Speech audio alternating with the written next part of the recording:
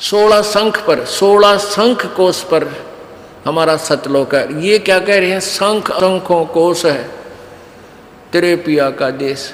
ये स्वर्गग्रह है यहाँ पर, और ये बात करे सतलोक की, शंख शंखों कोश बता रहे हैं। तो यहाँ गड़बड़ेशन हो जाती है, लेकिन फिर भी अब ये मक्खन है, ये भी अच्छे विचार हैं महापुरुषों के, लेकिन ये मक्खन है। अब इसको शुद्ध किया जाएगा, और उसके ऊपर से जो फूई आवेगी उसने बाहर फेंक देंगे, शुद्ध रख लेंगे अपना।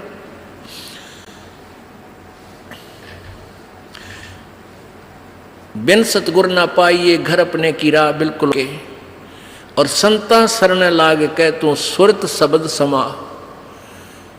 अब ये राधा स्वामी पंथ में एक गाटा जोड़ रहे हैं, बस सुरत शब्द का अभ्यास कर ले, सुरत शब्द का अभ्यास कर ले। और कैसे 2.5 घंटे सामने बैठे, 2.5 घंटे सुबह नो आकड़ गए, इन ना तो सुरत का बेरा ना शब्द का बेरा। और कैसे सुरत शब्द अभ्यास होता है ये भी ना पता इनको। कहते झूठा ज्ञान ध्यान कहाँ लाओ, ये बाद विदा चतुराई। थारा ज्ञान नहीं करने का, नहीं तुम कहाँ ध्यान लगाओगे। और परमेश्वर कबीर जी की वाणी है कि कह कबीर सुनो भाई साधो, ये शब्द गुरु चित चेला रे। अब जैसे गुरु और चेले का कितना प्यार, कितना एक घनिष्ठ संबंध होना चाहिए। कह कबीर तुम चरण चित राखो, जो सुई में डोरा रे। कितना बेस्ट उदाहरण दिया, एग्जाम्पल दिया भगवान ने, कि गुरु और शिष्य का इतना लगाव, इतना अपनापन होना चाहिए। जैसे सुई में धागा डाल दे, वो लटकता है, सुई के साथ ही लटकता रहेगा, और नीचे मार देगा वो लकड़े को नहीं क्यों करेगी। तो ऐसे अपना लगाओ अपने सच्चे गुरु में इत लगा लो। तो ये हुआ गुरु शिष्य का प्रेम, गुरु शिष्य का जो ना आपस में संबंध। जब हम यहाँ से जाएंगे तो आपकी यहाँ से मृत्यु होगी, तो आपको गुरुजी ही इतना लगाव होना चाहिए गुरुदेव में कि हमने जो कुछ नहीं चाहिए, परमात्मा गुरुजी आज्ञा पाओ मेरे। तो वो फिर ऐसे आप सीधे वहीं पहुंच जाओगे जहाँ आशा था वासा हुई। तो अब जैसे गुरु और शिष्य का ऐसे लगाव होना चाहिए जो सुई में डोरा रे। तो ऐसे कहा कि फिर शब्द गुरु चित चेला रे। जो मंत्र गुरु जी ने आपको दे दिया वो तो तेरा शब्द, और इस चित्त ने, इस मन ने उस शब्द जो मंत्र दे रखा है उसका चेला बना दे। इस मन को उस मंत्र का, इस सुरत शब्द समावे। तेरी सुरती, तेरी मन, तेरी आत्मा उस दिए हुए मंत्र के साथ ऐसे चिपकी रहे, ऐसा ध्यान रखे, इतना उसका सिमरण करे जो सुई में डोरा रे। यानी ऐसे सुरत और शब्द इसको बोलते हैं। जो गुरुजी ने मंत्र आपको दिया है उसके साथ इस मन को इतना जोड़ दे जैसे गुरु और चेले का प्यार हो। तो अब कहते हैं कहे कबीर सुनो भी साधो, अब शब्द गुरु चित चेला रे। गुरु और शिष्य का जो लगाव है, ऐसा ही इस मन को इस मंत्र के साथ ऐसा लगाव लगा, यानी एक पल भी इसने दूर ना हो दे। होले सुहागण सुरता त्यार, मालिक गुर जाना है हेतु तो। होले सुहागण सुरता त्यार है तेरा सुन शिखर बरतार, मालिक गिर जाना है। ये सुबह आपको सुना दिया था, अब रह कर इसका विश्लेषण कर रहे हैं। अब नित्यानंद जी, ये तो कबीर जी का अमाणी जो आगे आपको सुनाई जा रही है। इससे पहले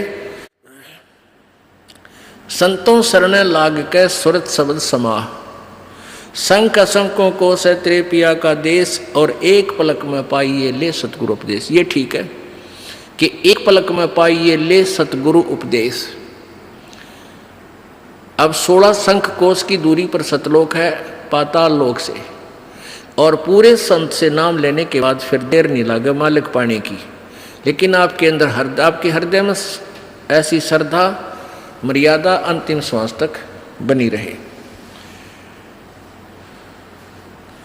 सुन सलहली सैल है गगन मंडल के माँ, और प्रेम बिना पावे नहीं चाहे कोट समाधि ला।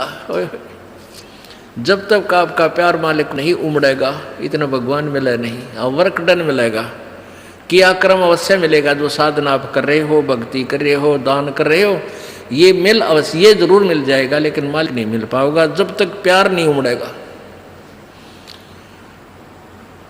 अब कैसे प्यार कैसे उमड़ेगा भाई? जैसे सूरज के आगे बदरा ऐसे कर्म छयारे। भाई प्रेम की पवन करे चित मंजन, फिर झलके तेज नयारे। क्या बताते हैं परमेश्वर गरीबदास जी महाराज परमेश्वर को पाने की कैसी विधि बताते हैं कि जैसे सूरज के आगे बदरा ऐसे कर्म छयारे। हमारे पाप कर्मों की छाया आत्मा और परमात्मा के बीच में ऐसे होगी जैसे सूरज के सामने घनघोर घटा छा जाती है। वो घटा, फिर वो बादल कैसे वहाँ से दूर होते हैं। तेज हवा चलती है तो बादलों को तितर बितर कर देती है, और सूर्य का प्रकाश फिर ज्यों का त्यों समक्ष होता है। तो ऐसे कहते हैं कि हम आत्मा और परमात्मा के बीच में जो पाप कर्म रूपी जो बादल हैं, उनको कैसे दूर फेंका जाए, कैसे छांटा जाए, कैसे खत्म किया जाए। जैसे सूरज के आगे बदरा ऐसे कर्म छयारे। प्रेम की पवन करे चितवंजन, झलक तेज नयारे। प्रेम की पवन, इन पाप कर्मों को काटने का, इनके हटने का क्या लक्षण होता है? आपको यहाँ बुलाया जाता है, ज्ञान सुनाया जाता है, आप जी को मंत्र दिए जाते हैं, आप जी को प्रेरित करके आपके हाथों से 2 पैसे दान करवाए जाते हैं, दंडवत प्रणाम कराई जाती है। इस सब का उद्देश्य है कि आपका हृदय इतना विनम्र हो कि परमात्मा की चर्चा चल की आंखों से आंसू की धारा बह जा, दरिया बह निकले, चर्चा चले एकांत में बैठ के, या कहीं चर्चा चले दाता की, रह कर आंखों में आंसू आने लग जाएंगे। जब मालिक की चर्चा चलेगी तो समझो आपके पाप कर्मों के बादल कटन लाएंगे। जैसे सूरज के आगे बदरा ऐसे कर्म छयारे। ये प्रेम की पवन करे चितमंजन, फिर झलक तेज नयारे। तो यहाँ नित्यानंद जी भी इसी का समर्थन कर रहे हैं। सुन सलहली गैल है गगन मंडल के माँ, बिना प्रेम पावे नहीं चाहे करोड़ समाधि ला।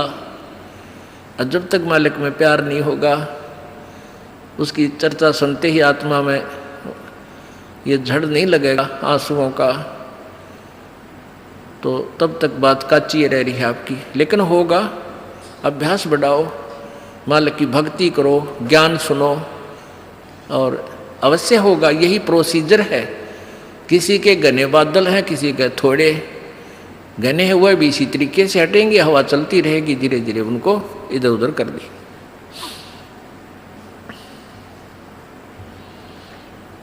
अब आपको बताया था कि जैसे नित्यानंद जी स्वर्ग सत्र के प्लेयर थे। अब जैसे डिस्ट्रिक्ट लेवल पर, यानी जिला सत्र पर बच्चे खिलाड़ी खेल खेलते हैं, नियम वही होते हैं उनकी एक ही जैसे, और जो राज्य स्तर पर खेलते हैं उनके भी नियम वही होते हैं, लेकिन लाभ गणा होता है। और जो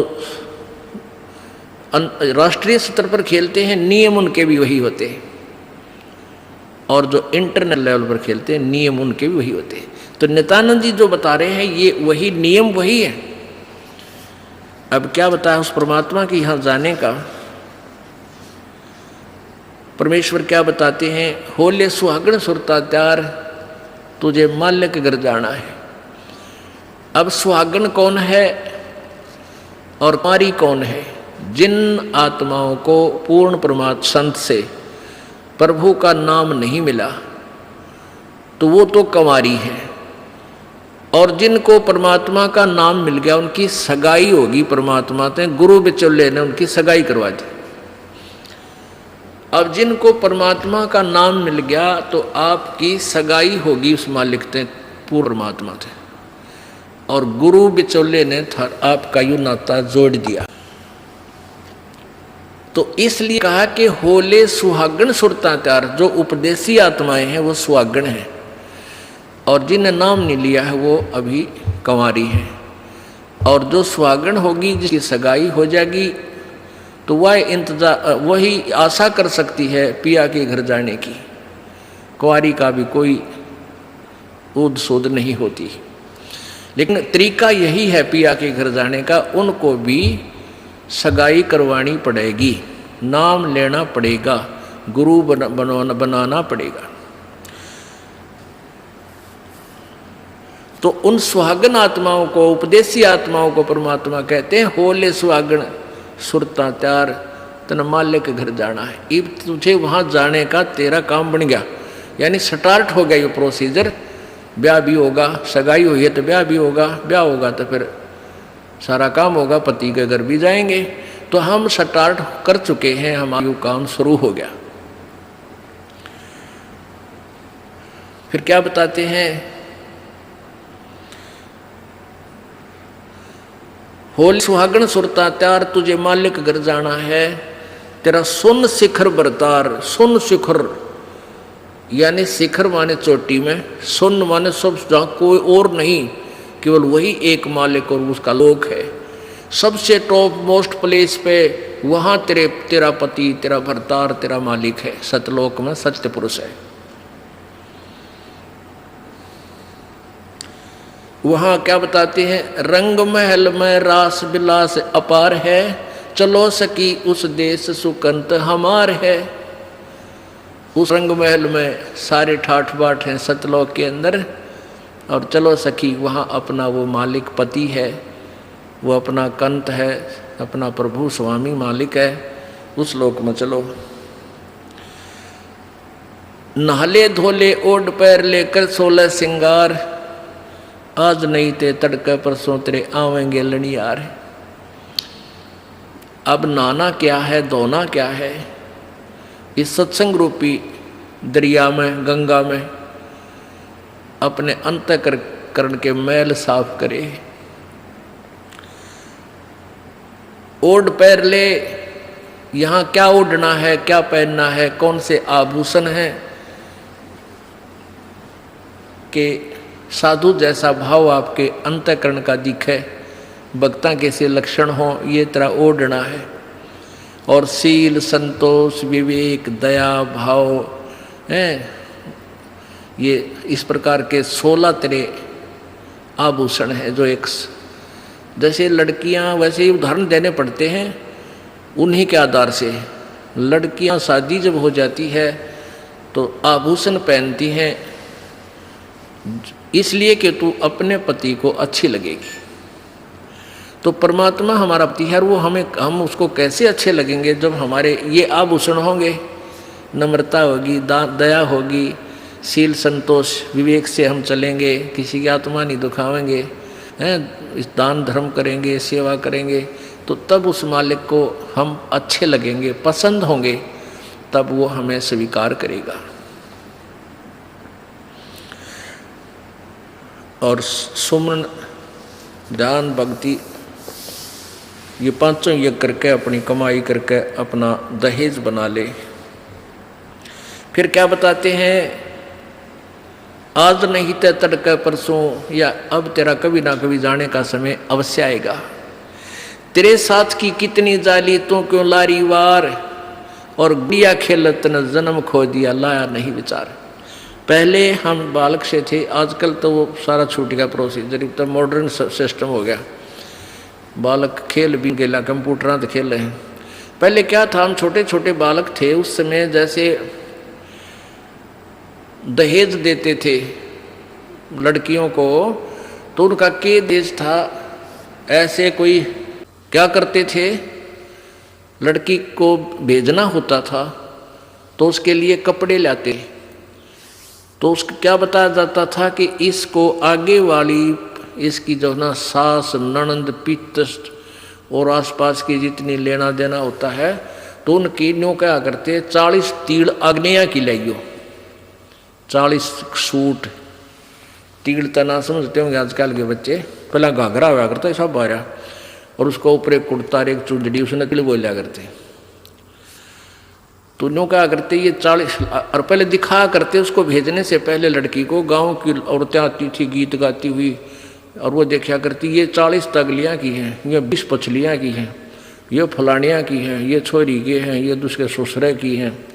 तो ऐसे बताते थे। तो वो छोटी लड़कियाँ होती थी ना, छोटी छोटी, पहले स्कूल स्काल कोई जाता नहीं था, वो अपने टाइम पास कराया करती, कहता गोबर बिटोड़ा करती ना। फिर वो छोटी होती तो क्या करती थी, वो छोटे छोटे टुकड़े कपड़े सिलने के बाद दर्जियों पास हो जाते थे, उन इकट्ठे कर लेती और उनके ऐसी सतह बनता है करके और 40 तन्यारी गिड़कद गाल लेती, एक गठड़ी बांध कर उसमें, और 20 न्यारी धर लेती न्यों का, और एक गुड़िया बना लेती, एक खिलौना बना लेती, एक गुड़िया सी खिलौने की स्त्री सी, और उस गुड़िया ने फिर गेला गुड़िया ने बांध देती गिठड़ी में, ये इसकी तीड़ अगलियाँ की, ये पछलियाँ की। और वो होते ही जिन्हें चीथड़े कपड़े टुकड़े से, और उनमें तो दूसरा कोई भाई या बहन उसी के लेवल का, 1-2 साल बड़ा छोटा, और एक आधा टुकड़ा निकाल लेता ना उसकी तीड़ मत है, उस गठड़ी मत है, वो पोटली बांध रही थी वह, तो वह रोन लग जाती वह लड़की, अरे मेरी तीड़ काट ली, 5 पीटर रोवर रोटी नहीं खावे। और ओढ़ चीथड़े ने वह तीड़ बांध रही, वो सूट बांध रही पूरा, तो बालक थी। और जब उस बेटी वाली लड़की बड़ी हो जाती है, युवा हो जाती है, और फिर उसका ब्याह हो जाता है, उसका शादी हो जाती है, विवाह हो जाता है, फिर उसको वो ओरिजिनल तिल मिल रहा है, वास्तविक तिल मिल रहे हैं, उसने वो सूट मिल रहेंगे 10-20 जो भी उसके होते थे। तो फिर वह गुड़िया लाना खेला है, क्योंकि वह सयानी होगी, वो मैच्योर होगी। तो पुण्यात्मा परमात्मा हमें क्या बताना चाहते हैं कि तुम यहाँ जो बेटा बेटी कार कोठी संपत्ति जोड़ने में जो तुम खेल खेल रहे हो, ये गुड़िया वाला खेल है। और जब आप इतने मैच्योर हो जाओगे, आपका ज्ञान इतना स्वस्थ हो जाएगा, आपको ये पता लग जाएगा कि ये सब नकली सांग है, झूठा सुख है, अस्थायी टेम्परेरी रिलेशन है हमारा यहाँ पर, और हमारा स्थान सतलोक में है। तो फिर आप इन गुड्डा गुड़िए का खेलने की फिर इच्छा नहीं कर सकते, सपने में भी नहीं कर सकते। अब जवान लड़की जब उसका ब्याह हो गया और उसके बाद वो ओरिजिनल सूट उसने मिले हैं, फिर उसने वह खेल कर दिखा दे गुड़िया गिला, कदे नहीं खेल सकती। तो आपको जब ये रह कर ये ज्ञान इसलिए सुनाया जाता कि आपका इन गुड्डा गुड़िया के खेल से मन हट जा, आप इतने मैच्योर हो जाओ, आपको वास्तविकता का पता लग जावे।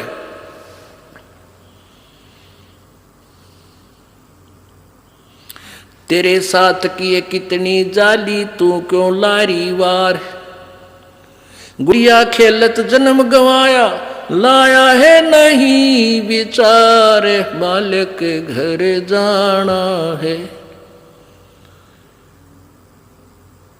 कितने ते गुड़िया खेल खेल जन्म खो दिया अपना सारा, ये कार कोठी बेटा बेटियां की जोड़ तोड़ में लगा रहा। अब उस सच्चाई से परिचित हो, फिर पुनः इन गुड़िया से नहीं खेलेंगे। अब तो चलो हैं, अब का जावे कहाँ। फिर भक्ति से ज्ञान से और कुछ ही समय दिनों में ऐसा समाधान आपका प्रभु कर देगा, बालक बच्चे भी आपके भगवान से डरने वाले, महात्मा की भक्ति करने वाले होंगे, और कुछ दिनों में आपको फ्री कर देगा प्रभु। अब भक्ति करें, बच्चे इतने बुद्धिमान समझदार हो जाएंगे, भगवान से डरने वाले होंगे कि अभी माता पिता ने अपना पूरा काम कर दिया, अभी इनको डिस्टर्ब ना करो। और वो परमात्मा से विश्वास करने वाले होंगे कि भी हमारा किया हमें मालिक जरूर देगा। तो इस प्रकार आपको फिर यहाँ से निकालने का एक सुअवसर परमात्मा देगा, और तभी आपका मोक्ष संभव है। तो ये परमात्मा ही करवाएगा, अपने इसके चरणों में पड़ा रहना है। कैसे? द्वार धनी के पड़ा रहे, धक्के धनी के खावे, 100 काल चक जोल ही पर, द्वार छोड़ ना जावे। इसका यही तरीका फार्मूला बताया है कि अपने सच्चे सतगुरु के द्वार से दूर नहीं हो जा। चाहे कितना झटके पटके काल दे, आपको छोटी मोटी हानि भी होती दी होने दे, कोई वो भी मालिक की रजा है, उसमें आपके ना ही होने में आपका हित होगा, ये सत्य कर मान लेना। तो फिर आपने हर पहलू को अपनाना होगा कि राज्य क्रमता राम की रजा धरे जो शीश, दास गरीब दरस परस तिन बैठे जगदीश। कच्चा हीरा कृच हुए नहीं सह गण भार, और ऐसा मन ये हो रहा वहां लेख ले करता रहे। एक हीरे की परख करने का क्या तरीका बताया है। ऐरण के ऊपर एक लोहे का ऐसा थंब बसा हुआ धरती में गाड़ी रखा हो, इतना ऊपर वो 8 बाई 8 इंच चौड़ा उसका ऊपर का सरफेस होता है, और ऊपर तक घन इतना बारा 2 दड़ी पक्के का लोहे का डंडे में पर, और उसको न्यू मारा करें। ऐरण के ऊपर लोहे के उस ऐरण पर रखकर लोहे के उस पटड़े से पर हीरा रख दिया जाता है, और ऊपर से घन ठोका जाता है, और हीरे का निशान भी नहीं होता, वो पक्का है। और जब वो कच्चा है तो क्रच हो जाएगा, उसमें निशान पड़ जाएगा, टूट फूट जाएगा। तो कहते हैं परमात्मा तुम्हारा वहाँ ऐसे परीक्षा लेगा, आपको यहाँ से पार करने के लिए ऐसे घण मार के देखेगा। कच्चा हीरा कर्च हुए नहीं सह घण भार, नहीं सह घण मार, और ऐसा मन यू हो रहे जहां फिर लेखा ले करता रहे। तो परमात्मा बताते हैं कि समझा है तो सर दर पाओ, बहुर नहीं रे ऐसा दाओ। बोलो सतगुरुदेव। राम नाम रटते रहो जब तक घट में प्राणे, कभू तो दीन दयाल के बिनक पड़ेगी कान।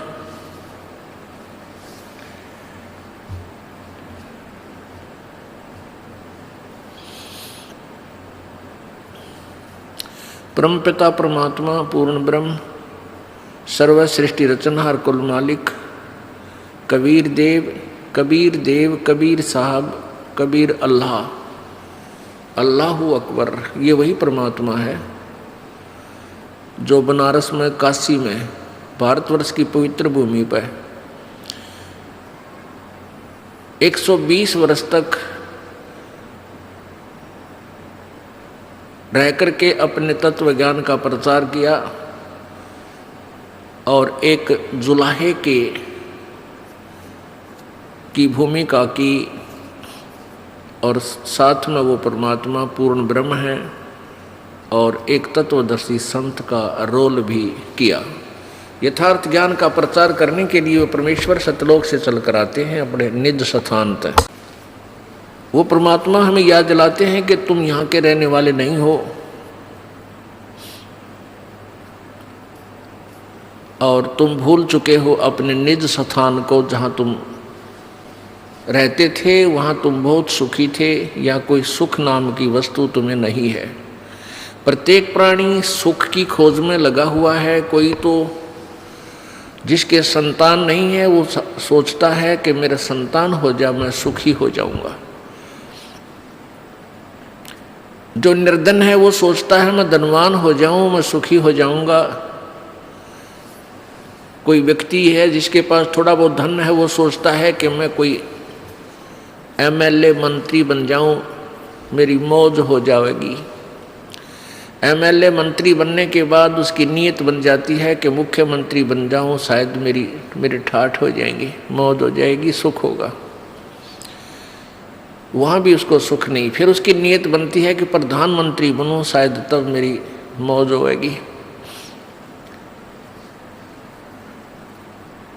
लेकिन यह सुख नाम की चीज किसी को नहीं है। प्रत्येक प्राणी पीड़ित है।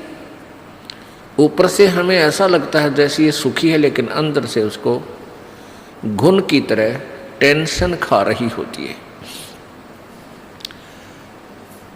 अब सतलोक के जो हम जहाँ से हम आए थे उस स्थान का भेद हमारे को किसी ने नहीं दिया, क्योंकि काल भगवान जिसके लोक में हम फंसे पड़े हैं इसने हमें बंदी बना करके यहाँ रोक रखा है, हमारी दुर्गति कर रखी है। अब जिस लोक के हम रहने वाले हैं उस देश का वो मालिक आता है, हमारा पिता आता है, जो हम गलती से इस काल के जाल में फंसे हुए उनको समझाता है कि तुम्हारा मूल ठिकाना नहीं है। तुम्हें क्यों नहीं पता लगा? पीछे गए ना आगे गए ना बावड़े, रहते भी सब जहाँ बिन साहिब की बंदगी कहीं ठोर ठिकाना ना। परमात्मा कहते हैं भाई पहले जो चले गए तुम्हें छोड़कर, वो काल ने भ्रमित कर दिए, कहीं के कहीं पटक दिए ठाकर, वो तो वापस आए नहीं। यूँ बताने के लिए आगे बहुत बुरी दुर्गति है। और जो रह रहे हैं शेष ये भी चले जाएंगे, ये भी मर जाएंगे। साथी हमारे चले गए हम भी चालन हारे, कोई कागज में बाकी रह रही तात लगी है वार। अब यह इतने दुखी हैं हम, जिसकी मृत्यु होगी उसको तो हम सोच लेते हैं मर गया भाई मर गया, कोई बात नहीं, इसका अंतिम संस्कार करो और क्रिया करके फारिग हो गए। शेष बचे हुए ये सोचते हैं हम अभी नहीं मरेंगे। परमात्मा कहते हैं विचार करो, जैसे वो चले गए वो भी यही सोचे हुए थे हम अभी नहीं मरेंगे। साथी हमारे चले गए और हम भी चालनहार। परमेश्वर अपने ऊपर ही ये सब उदाहरण दे करके हमें समझाना चाहता है। और कोई कागज में बाकी रह रही तात लागरी वार। अभी तेरे सांस शेष हैं प्रभु के कागजों में, इसलिए तू शेष बचा है। जिस दिन वो कागज पूरे हो जाएंगे, एक सेकंड ना घर वाले रखें और तो रखेगा कौन। तो क्या बताते हैं कि आगे गए ना बावड़े, बावड़े माने वापस नहीं आए, और रहते भी सब जहाँ और बिन परमेश्वर की बंदगी की ठोर ठिकाना ना। आज आपने अपना घर, अपना देश, अपने बच्चे अपना ठिकाना मान रखा है कि हम यहाँ रहते हैं, ये हमारा ठिकाना है, और कल मृत्यु हो जाती है। कहाँ गए? पुण्यकर्मी स्वर्ग में, पाप किए हैं फिर स्वर्ग में जब पुण्य समाप्त हो जाएंगे फिर नरक में, और जब नरक वो पाप नरक के जितने भोगने हैं वो भोग पूरे हो जाएंगे, समाप्त हो जाएंगे, फिर पृथ्वी पर गधे की योनि में, गधे की योनि का संस्कार पूरा हुआ, फिर कुत्ते की योनि में, कुत्ते का पूरा हुआ, फिर दूसरे की योनि में। कितना ठोर ठिकाना ना स्वर्ग में ठोर ठिकाना, ना नरक में ठोर ठिकाना, ना मनुष्य जीवन में ठोर ठिकाना, ना देवता रूप में तेरा ठोर ठिकाना। क्योंकि यहाँ तो जन्म और मृत्यु का अटल विधान है। एक ऐसा स्थान है जहाँ जाने के बाद फिर मृत्यु नहीं होती, वहाँ कोई दुख नहीं, वहाँ बुढ़ापा नहीं और मृत्यु नहीं। ये दो दुश्मन है इस प्राणी के। एक तो वृद्धावस्था, सबसे भयंकर दुख है वृद्धावस्था। अब कोई रोग हो गया, उसका ट्रीटमेंट हो जा, इलाज है। इस वृद्धावस्था का कोई इलाज नहीं। इसका इलाज है लेकिन ये प्रोसीजर लंबा है। परमात्मा के चरणों में आवे, पूर्ण ब्रह्म की साधना करे, परम संत से लेकर आखिरी सांस तक सच्चे दिल तो भक्ति करे, तो बुढ़ापे में आने वाली आपदाएं बहुत हल्की हो जाएंगी, बहुत फर्क पड़ जाएगा। लेकिन रहेगी वृद्धावस्था, उठा जा ना बैठा जा, पर इतना फर्क हो जाएगा, चीस भड़क कम हो जाएगी।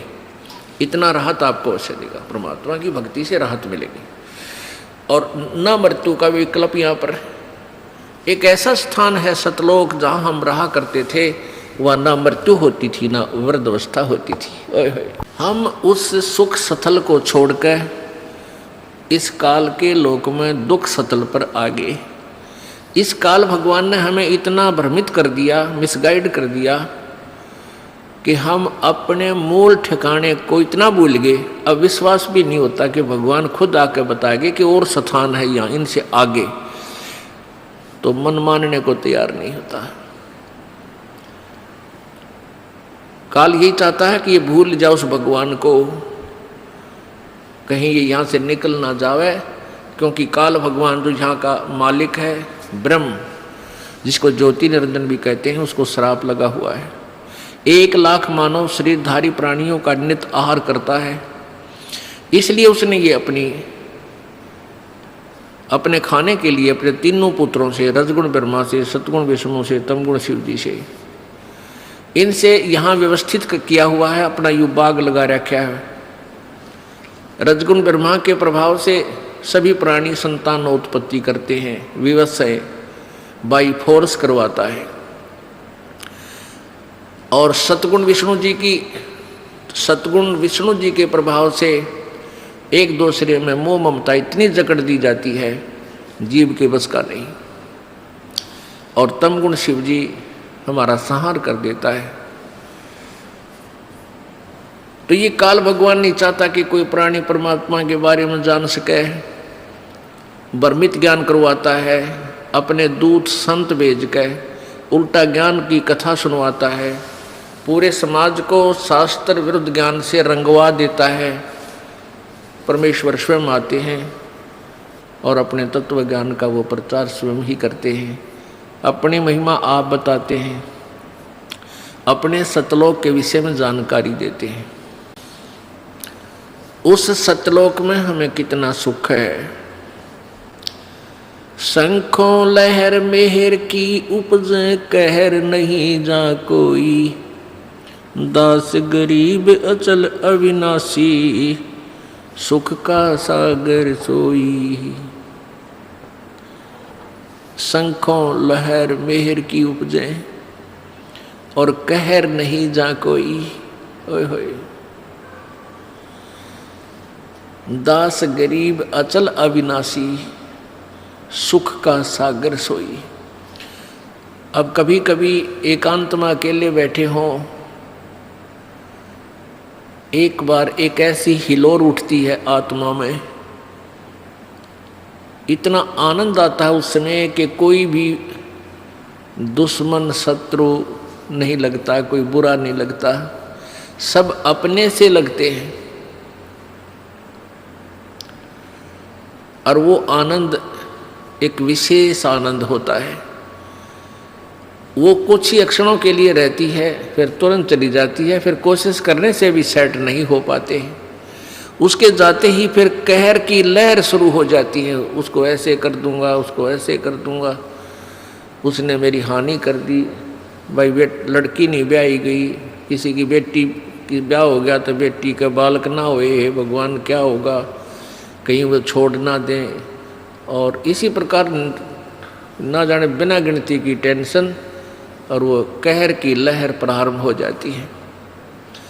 परमात्मा कहते हैं उस सतलोक के अंदर, गरीबदास साहिब जी बता रहे हैं, आंखों देखा कबीर परमेश्वर की कृपा से गरीबदास जी महाराज जी ने सतलोक के दर्शन किए थे और परमात्मा को देखा था। उन्होंने आकर बताया था कि हम सुल्तानी नानक तारे दादू को उपदेश दिया, जाति जुलाहा भेद न पाया वो काशी माए कबीर हुआ। वही गरीबदास साहिब जी आंखों देखा हाल बता रहे हैं कि शंखों लहर मेहर की उपजे कहर नहीं जा कोई, और दास गरीब अचल अविनाशी सुख का सागर सोई। वो सुख का सागर है।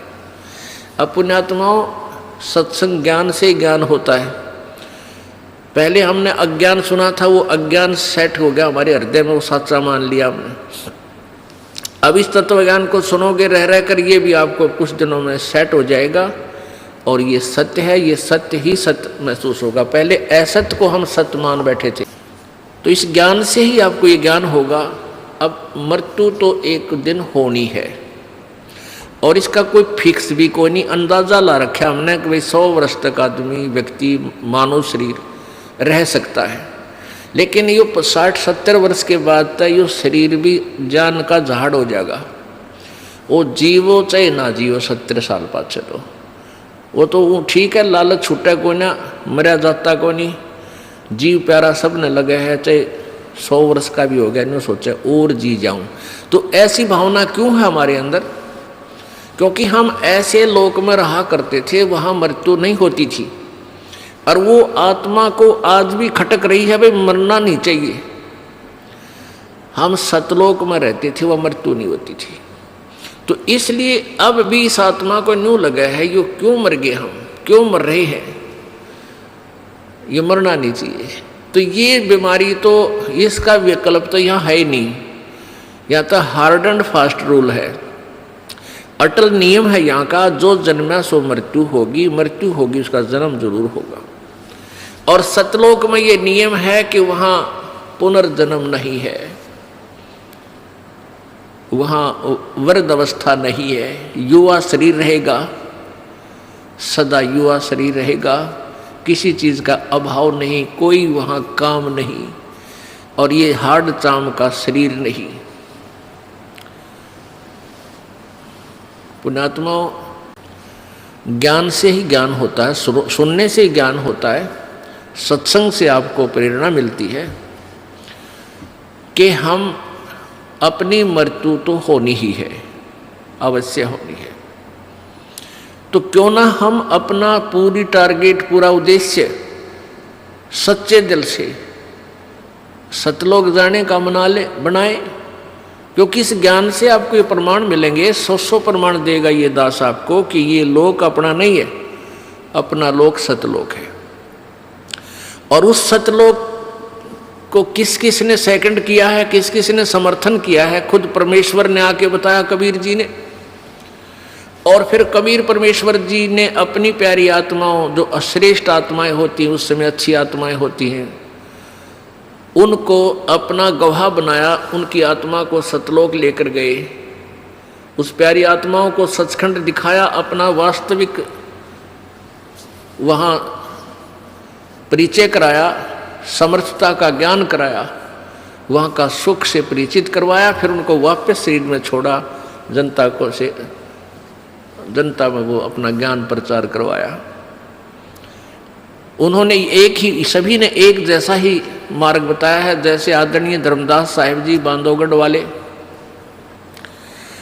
आदरणीय मरुकदास साहिब जी, आदरणीय दादू साहिब जी, आदरणीय नानक साहिब जी, जिससे सिख धर्म का उत्थान हुआ, आदरणीय गीसादास साहिब जी, आदरणीय गरीबदास साहिब जी, इन सभी पुण्यात्माओं ने परमात्मा को पाया। इन्होंने सचखंड सतलोक आँखों देखा और फिर वापस आकर के उस अनुभव की आँखों देखे, उस परमात्मा की शक्ति समर्थता का अपने अमरवाणी में कलम तोड़ विवरण किया।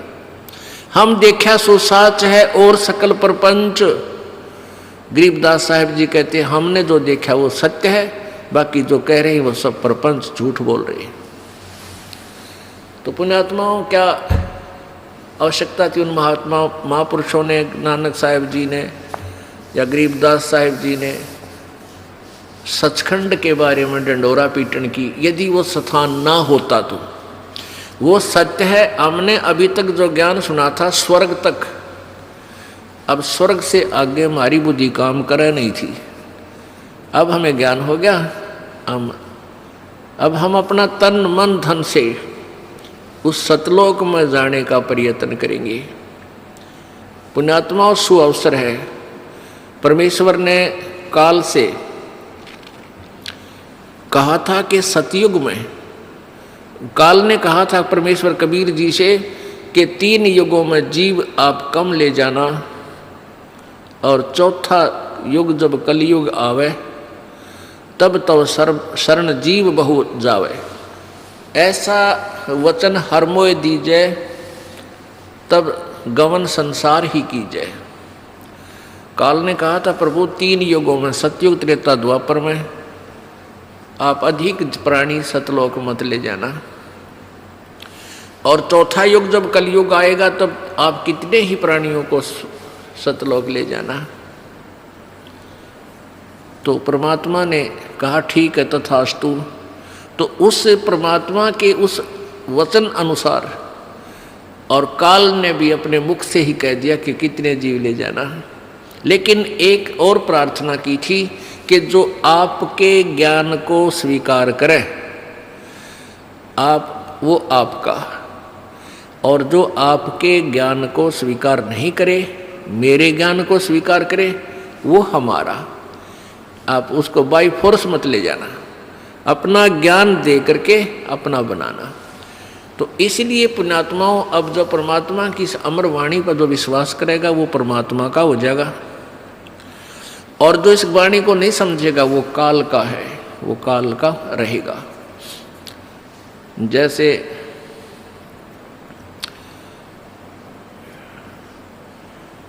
ये कोयल होती है, कोयल ये अपना अलग घोंसला बना के अपने अंडे उत्पन्न नहीं करती, क्योंकि ये कौवे जो होते हैं कोयल के अंडों को खा जाते हैं। वो क्या बुद्धिमत्ता करती है कि मादा कौवी जो होती है, मादा कौवा कौवी, वो जहाँ भी उसने अंडे उत्पन्न कर रखे होते हैं घोंसले में, जब वो कहीं इधर उधर चुग्गा चुगने जाती है, आहार के लिए बाहर जाती है, तो मादा कोयल तुरंत वहाँ जा कर के अंडे उत्पन्न कर देती है। 2 उस कौवी के होते हैं, कौवे के अंडे होते हैं, और 2 कोयल के। अब वो कौवी वापस आती है, वो देखती है 4 अंडे हैं, वो पहचान नहीं पाती है मेरे कौन से हैं, इसलिए वो चारों के चारों की परवरिश कर देती है, उनको से करके मैच्योर बना देती है, बच्चे निकाल देती है। अब कोयल और काग के बच्चों में कोई अंतर नहीं होता जब तक वो छोटे होते हैं। अब वो मादा जो कोयल होती है वो देखती रहती है कि तेरे बच्चे इस घोंसले में हैं और इन चरवा मत हैं, वो भी नहीं पहचान पाती है कि मेरे कौन से हैं। जब वो बच्चे कुछ उड़ने लग जाते हैं, दूर दूर तक उड़कर वापस आते हैं, वो देख लेती है कि अब ये सैर सपट्टा करने लायक गए, तो फिर वो दूर वृक्ष पर बैठ गए अपनी बोली बोलती है, कुहू कुहू कुहू। जो कोयल वाले बच्चे होते हैं वो अपनी माँ की बोली को पहचान जाते हैं, वो ऐसे ऐसे करते हैं। और कौवे वाले का बामा भी कोनी, वो तो बेड़ा के बीन बजाई जा रही है। अब काग वालों के बच्चों, काग वाले बच्चों के उस वाणी का प्रभाव नहीं हो रहा, और कोयल वालों का हो गया। उन्होंने देखा कि ये आवाज़ उधर से आ रही है, तो वो कोयल वाले बच्चे उड़कर उस आवाज़ की तरफ चल पड़ते हैं, और कोयल फिर उड़कर कुहू कुहू करती हुई आगे को चल पड़ती है। पीछे उसके पीछे कौवी भागती है कि मेरे बच्चे गए।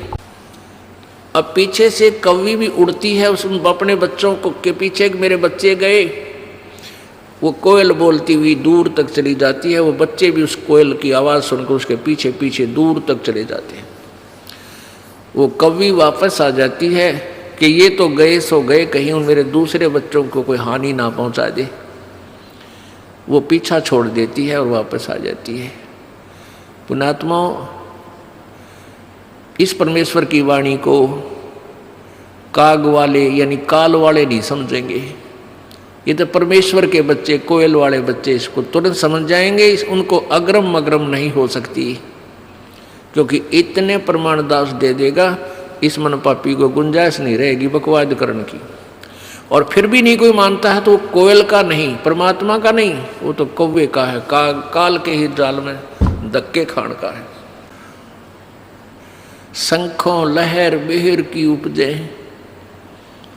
और कहर नहीं जा कोई, दास गरीब अचल अविनाशी वह सुख का सागर सोई। गीता जी अध्याय नंबर 15 के श्लोक नंबर 1 से लेकर 4 में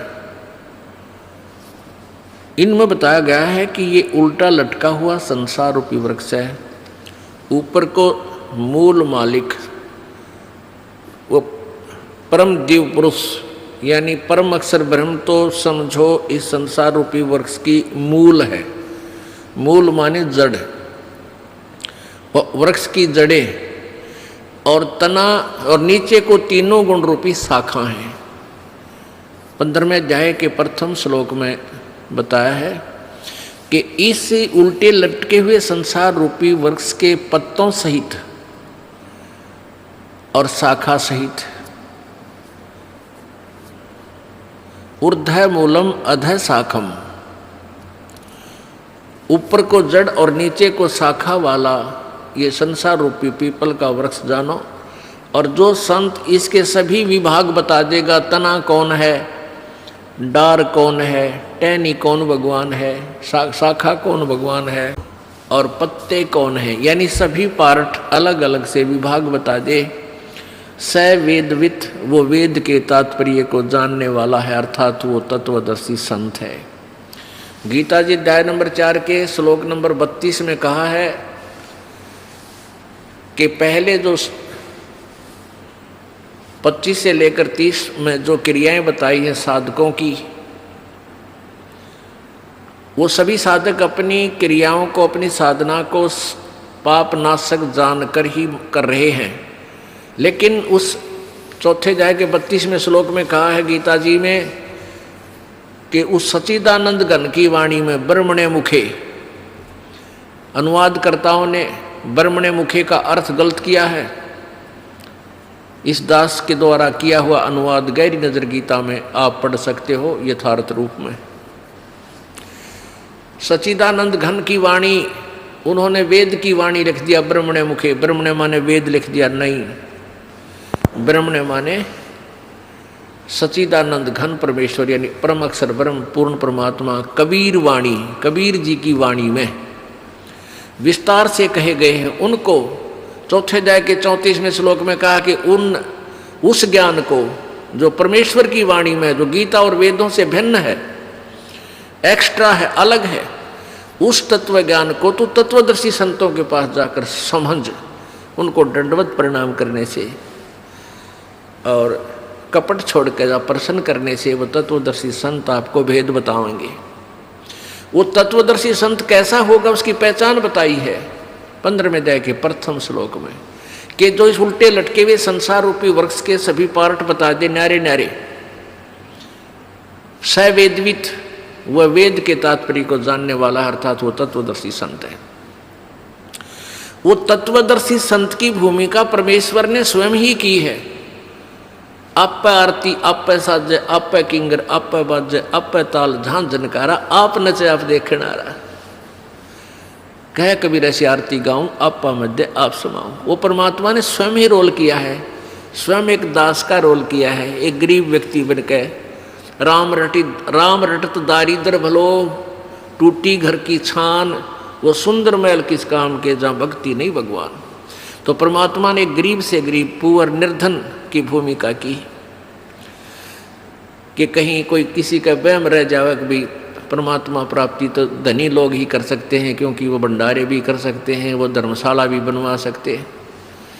पुण्यात्मा, धनी और निर्धन सभी परमात्मा पा सकते हैं, लेकिन संत पूरा हो, उनकी नीयत साबित हो, श्रद्धा पूरी हो, आजीवन मर्यादा में रहें, दोनों पार होंगे। तो परमात्मा ने आप पे आके बताया अपना सारा ज्ञान। स्वयं एक गरीब बनकर कहा कि देखो मैं कितना गरीब हूँ, और जुलाहा जाति में, क्योंकि जब परमेश्वर आए ये छुआछूत की आग घनी लगी हुई थी, चरम सीमा प्रति छुआछूत इन शूद्र वर्ण के व्यक्तियों से ये ब्राह्मण लोग विशेषकर 10 कदम दूर रहा करते थे और कहते थे ये भक्ति के योग्य नहीं है। परमात्मा ने यही हमारी भ्रमणा तोड़ी थी कि परमात्मा की दृष्टि में सभी आत्मा एक हैं। ये वर्ण और जाति और धर्म तुम बना बैठे भगवान के दरबार में, ना वर्ण है, ना जाति है, ना कोई धर्म है, अलग से धर्म नहीं है, एक ही धर्म है, मानव धर्म। जिसके अंदर इंसानियत है वो धार्मिक व्यक्ति है, अन्यथा नहीं है। और स्वयं ही एक तत्वदर्शी संत की भूमिका की। उस समय के सभी विद्वानों को मालिक ने छक्के छुड़ा दिए थे, लेकिन वह कर्म ठोक मान्य नहीं।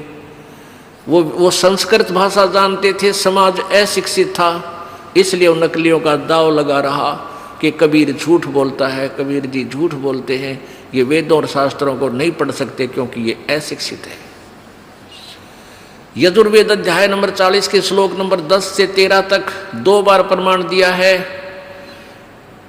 कि वेद ज्ञानदाता ब्रह्म बोल रहा है कि परमात्मा के विषय में विशेष जानकारी वो तत्वदर्शी संत बताएगा, उससे पूछो। इससे सिद्ध है कि वेद ज्ञान से भी अलग कोई और ज्ञान है। उसमें यह भी कहा है कि कोई तो जिसने अक्षर ज्ञान हो गया उसको विद्वान कह देते हैं, किसी ने MA BA कर ली, विद्वान कहला दिया किसी एक लैंग्वेज में या 2 लैंग्वेज में, और जो शिक्षित नहीं है उसको अविद्वान कह देते हो। नहीं, विद्वान और अविद्वान की परिभाषा भी वो तत्वदर्शी संत बता होगा। विद्वान किसे कहते? तो कबीर परमेश्वर जी विद्वान थे, वो संस्कृत की भाषा जानने वाले विद्वान कहलाते थे। वो विद्वान नहीं थे क्योंकि उनको अपने संत ग्रंथों का ज्ञान नहीं था, ना वो वेदों से परिचित थे, ना वो पुराणों से परिचित थे जिनकी ओट में डंडोरा पीटा करते। तो परमात्मा ने स्वयं ही आकर बताया, तत्व ज्ञान अपनी महिमा आप पर बताई। अक्षर पुरुष एक पेड़ है, निरंजन वा की डार, ये तीनों देवा शाखा है, भाई पात रूप संसार। परमेश्वर ने स्वयं आकर बताई अपनी महिमा, अपने द्वारा रची सृष्टि का ज्ञान वो स्वयं ही बताते हैं, और को नहीं मालूम बिल्कुल भी।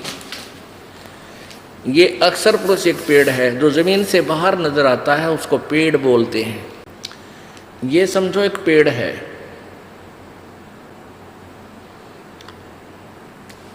जमीन से बाहर जो नजर आता है, दृष्टिगोचर हो रहा है, उसको पेड़ बोलते हैं। तो ये एक पेड़ है। परमात्मा ने क्या बताया है कि अक्षर पुरुष, ये अक्षर पुरुष तना जो है, ये तो तना है, और निरंजन ये ब्रह्म है, ज्योति निरंजन काल, ये अक्षर पुरुष, सर्वब्रह्म सरपुरुष या काल ब्रह्म, इसी को कहते हैं। अक्षर पुरुष एक पेड़ है, निरंजन ज्योति निरंजन भी इस ब्रह्म को बोलते हैं। निरंजन वाकी डार, और तीनों देवा शाखा है, भाई पात रूप संसार। अब क्या बता रहे हैं? परमात्मा ने पूरा विभाग बता दिया, और फिर ये जड़ जो बाहर गुप्त है, प्रोक्ष है, जो भगवान, ये जड़ कौन है? ये पूर्ण ब्रह्म परमेश्वर परम अक्षर ब्रह्म है। अब दूसरे शब्दों में हम इसको ऐसे कह सकते हैं, ये पूर्ण ब्रह्म कबीर साहिब है, परम अक्षर ब्रह्म यही कहलाता है। ये संसार रूपी वृक्ष की मूल है, जड़ है। अब इस जड़ से खुराक चलती है, तना में आती है, तना से डार में, डार से टहनियों में, शाखाओं में, शाखाओं से फिर पत्तों में। हम यहाँ पत्पात रूप संसार। अपनात्मा, ये तत्वदर्शी संत की भूमिका, तत्वदर्शी संत की पहचान बता दी। परमेश्वर यानी गीता बता रही है, गीता जी में ये विवरण है कि तत्वदर्शी संत वो होगा, 15वें अध्याय के प्रथम श्लोक में गीता जी में, जो उल्टे लटके हुए संसार रूपी वृक्ष के पूरे विभागों सहित बता देगा, वो तत्वदर्शी संत है। अपनात्मा, कई अनजान व्यक्ति क्या कहते हैं कि हमारे भक्तों को उल्हाना देते हैं कि तुम्हारे गुरुजी ब्रह्मा विष्णु महेश को सत्कार नहीं देते हैं, उनको छोटा बताते हैं, उनका पूजा को मना करते हैं। पुण्यात्माओं, जब तक वो ज्ञान नहीं सुनते तब तक ऐसा बोल रहे हैं। जिस दिन इस ज्ञान से परिचित हो जाएंगे, ये दास क्या बताना चाहता है, दांतों तले उंगली दबाएंगे और पछताएंगे अपने उन बोले हुए वचनों पे। एक भक्त आया, 15 दिन पहले की बात है, कि जी मैं ब्रह्मा विष्णु महेश का कट्टर पुजारी था, विष्णु और शिव का। आपके विषय में एक भक्त ने बताया तो मुझे बहुत बुरा लगा। आपका एक चैनल के ऊपर इस प्रोग्राम मैंने देखा, आप जो बताने लगे तो मैंने आपको बहुत बुरा भला कहा, बहुत गालियां दी, लेकिन फिर भी मैं जल भूनकर भी सुनता रहा तो मेरी चौंध टूट गई। मेरा मोतियाबिंद का ऑपरेशन हो गया, मैं अक्षमा याचना करता हूँ। मैंने ऐसे परम संत को और कुछ शब्द बोल दिए, क्या मेरा उद्धार हो सकता है? तो पुण्यात्माओं, परमेश्वर कबीर जी कहते हैं कि पूत पिता से बेमुख होई, तो भी पिता जानमल धोई कि पिता से बच्चा जैसे शराब पी रखी किसी लड़के ने, और पिताजी समझाने की चेष्टा करता, उसको बुरा भी बोल देता है, उसके ऊपर हाथ भी उठा देता है कि वो शराबी ने बेरा नहीं बोली पूछने तू कहाँ के बोल रहा है। तो जब उसके शराब नशा उतर जाता है पिताजी फिर भी उसको सीने से लगाता, उसको अपना बेटा बुरा नहीं लगता, उसको ना बेटी बुरी लगती। तो ऐसे ही आप इस चीज़ से परिचित नहीं हो, इस दास को ये ज्ञान हो गया कि आप दो नहीं हो, ना आप अलग नहीं हो, ना हिंदू अलग है, ना मुसलमान अलग है, ना सिख अलग है, ना ईसाई अलग है। आपका कोई शत्रु नहीं है, काल ने हमें शत्रु बना रखा आपस में विभाग करके। ये यही चाहता है कि डिवाइड एंड रूल, इनकी आपस में दुर्गति होती रहे, ये भगवान से भूल जाएं और उस अज्ञान आधार पर एक दूसरे के साथ लट्ठम लट्ठा रहे। लेकिन परमात्मा का ज्ञान ये सब अंधेरा हटा देगा और फिर हम पहचानेंगे हम कौन है, कहाँ से आए। बहुत आंखों में पानी आ गया उस बच्चे के, युवा लड़का था, 25-26 वर्ष का, 30 का होगा, और कहे जी क्या मेरी सचमुच अक्षमा होगी, माँ बेटा हो गया, आप भक्ति कर, कोई दिक्कत नहीं।